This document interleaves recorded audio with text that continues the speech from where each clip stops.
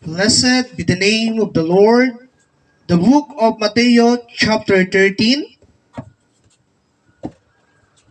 Hallelujah. Ang talinghaga tungkol sa manghahasik. Verse 1. Noong ding araw na iyon, si Jesus ay lumabas sa bahay at naupo sa tabi ng lawa. Verse 2. Dahil sa dami ng taong lumalapit sa kanya, sumakay siya sa isang bangka at doon naupo. Tumayo naman sa dalampasigan ang mga tao. Verse 3. At sila'y tinuruan niya ng maraming bagay sa pamamagitan ng mga talinghaga. Ganito ang sinasabi niya, may isang magsasakang lumabas upang maghasik. Verse 4, sa kanyang paghasik, may mga binhing nalaglag sa tabi ng daan. Dumating ang mga ibon at tinuka ang mga iyon. Verse 5, may binhi din naman nalaglag sa mabatong lupa. Dahil manipis ang mga lupa roon, sumibol agad ang mga binhi. Verse 6, ngunit natuyo agad ang mga ito nang mabilad sa matinding init ng araw. Palibhasa'y mababaw ang ugat. Verse 7, may mga binhi namang nalaglag sa mga matinik na halaman, lumago ang mga halamang matitinik at sinakal ng mga ito ang mga binhing tumubo doon. Verse 8, ngunit ang mga binhing nahasik sa matabang lupa ay namunga. May tig-100, may tig-60, at may tig-30. Verse 9, makinig ang may pandinig. Ang layunin ng mga talinghaga. Verse 10, lumapit ang mga alagad at tinanong ni Jesus, bakit po kayo gumagamit ng mga talinghaga sa kanila? Verse 11, sumagot siya, ipinagkaloob sa inyo ang karapatang maunawa ng hiwaga tungkol sa kaharian ng langit, ngunit hindi ipinagkaloob sa kanila. Verse 12, sapagkat ang mayroon ay bibigyan pa at lalong magkakaroon, ngunit ang wala, kahit ang kakaunting na sa kanya, ay kukunin pa. Verse 13, nagsalita ako sa kanila sa mamagitan ng talinghaga sapagkat tumitingin sila ngunit hindi nakakita at nakikinig ngunit hindi naman nakakarinig ni nakakaunawa man.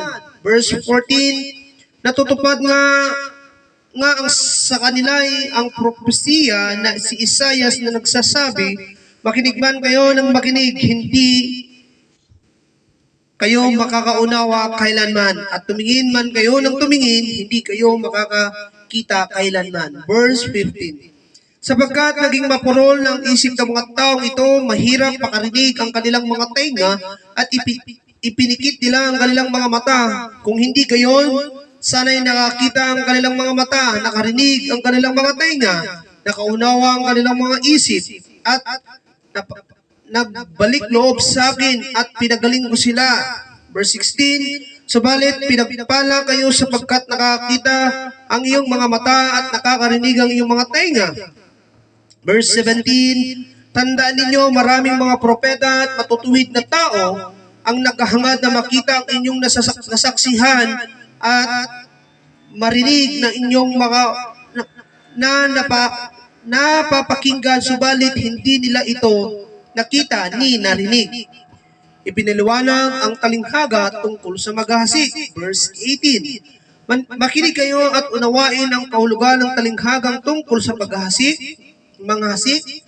Verse 19, kapag ang isang tao ay nakikinig ng mensahe tungkol sa paghahari ng Diyos, ngunit hindi naman niya iyon inuunawa, siya ay katulad ng binhing nalaglag sa daan, dumating ang masama at agad inalis sa kanyang isip ang mensaheng kanyang napakinggan.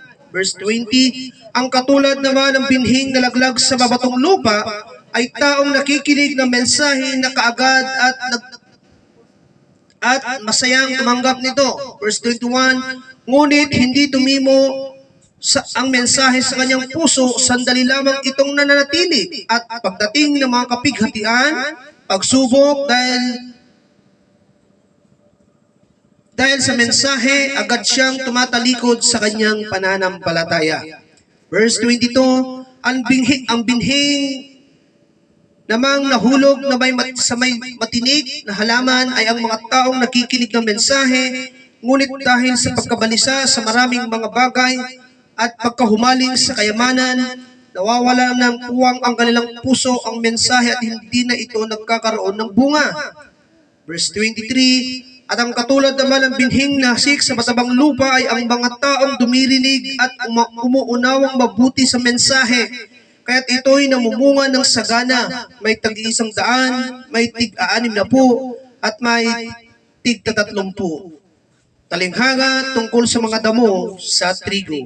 Verse 24, nagsalaysay muli si Jesus sa kanila ng isa pang talinghaga. Sinabi niya, ang kaharian ng langit ay katulad ng isang taong nagasik ng mabuting binhi sa kanyang bukid.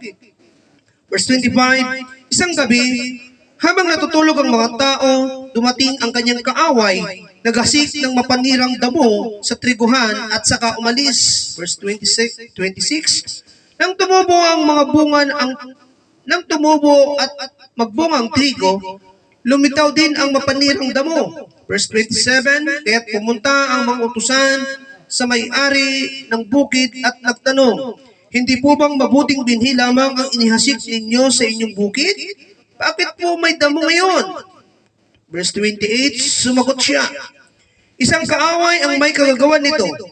Tinanong siya ng mga utusan, bubunutin po ba namin ang mga damo? Verse 29, wag, baka mabunot pati ang mga trigo. Sagot niya.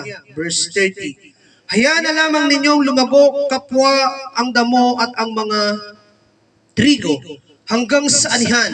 Sa pag-aani, sasabihin ko sa mga tagapag-ani, ipunin muna ninyo ang mga damo at inyong pagbigkis-bigkisin at saka sunugin. Pagkatapos, ipunin naman ninyo ang mga trigo sa aking kamali.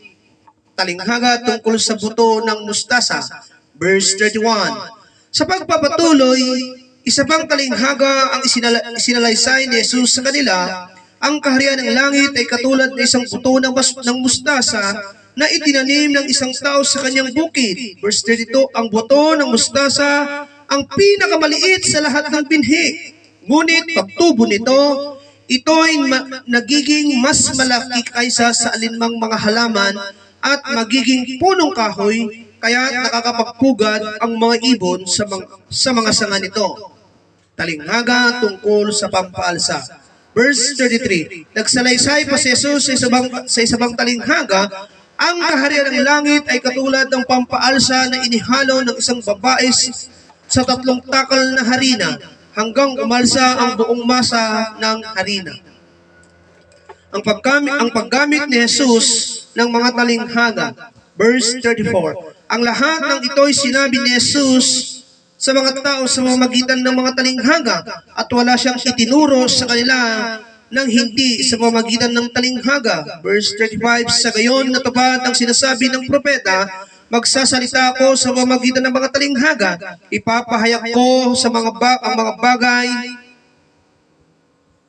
na inilihim mula pa ng likhain ang daigdig. Kahulugan ng talinghaga tungkol sa mga damo sa triguhan.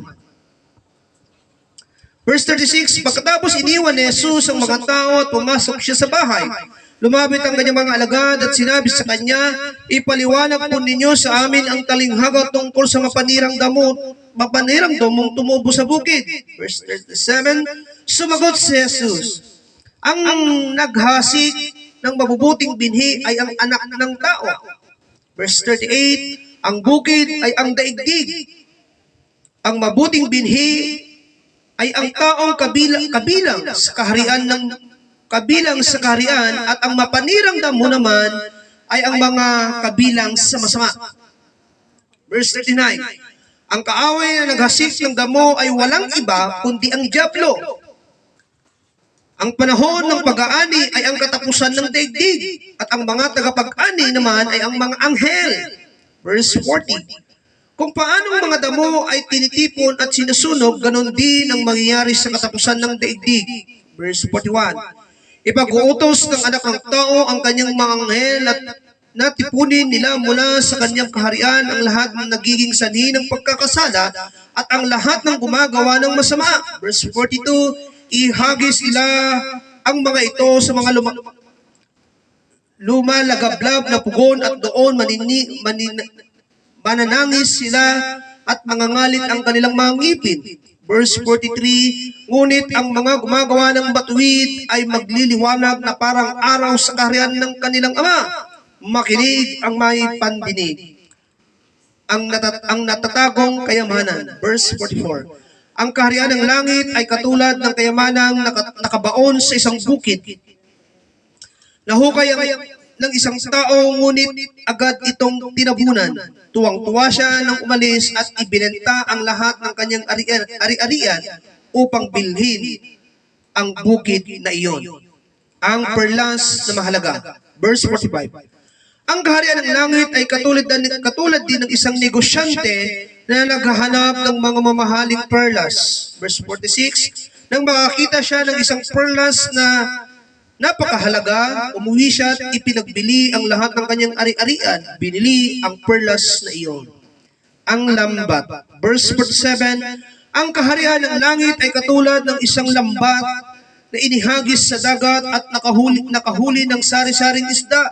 Verse 48, nang mapuno ang lambat, hinila ito sa pangpang, naupo ang mga tao habang tinitipon nila sa sisidlan ang mabubuting isda at itinatapon naman ang mga isdang hindi mapapakinabangan. Verse 49, gayon din ang mangyayari sa katapusan ng daigdig.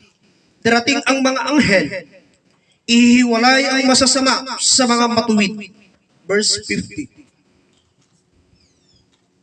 at ihagis ang masasama sa naglalagablab na apoy. Doon mananangis sila at mangangalit ang kanilang mga ngipin. Kayamanang bago at luma. Verse 51, naunawaan ba ninyo ang lahat ng ito? Tanong ni Jesus. Opo, sagot nila. Verse 52, ang sinabi niya sa kanila, kaya nga ang bawat tagapagturo ng utusan na tinuturuan tungkol sa kaharian ng langit ay katulad ng isang pinuno ng sambayan na naglalabas ng mga bagay na bago at luma mula sa kanyang taguan ng kayamanan. Si Jesus ay hindi tinanggap sa Nazaret. Verse 53. Umalis si Jesus mula roon matapos niyang isalaysay ang mga talinghagang ito. Verse 54. Umiwi siya sa kanyang bayan at nagturo sa kanilang sinagoga.